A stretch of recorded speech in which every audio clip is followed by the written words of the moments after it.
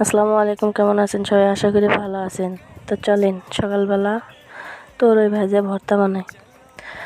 আসলে কি জানেন, আমাদের কপালে যতটুকু সুখ শান্তি যাই থাকুক না কেন, সব কিছু আল্লাহ পাক নিজে হাতে আমাদের লিখে দিয়েছে ভাগ্যে। তো সেখানে এর থেকে বেশি কিছু চাওয়া কি ঠিক? অবশ্যই।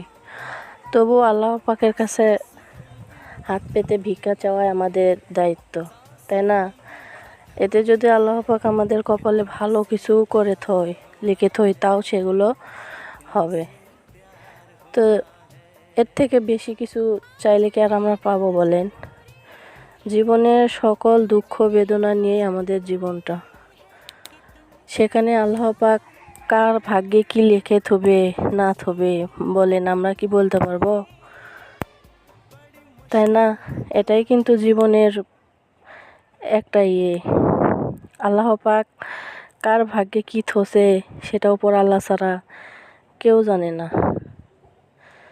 তো তারপরেও আমরা আল্লাহর কাছে সব সময় একজন চাওয়া পাওয়ার জন্য দোয়া করব।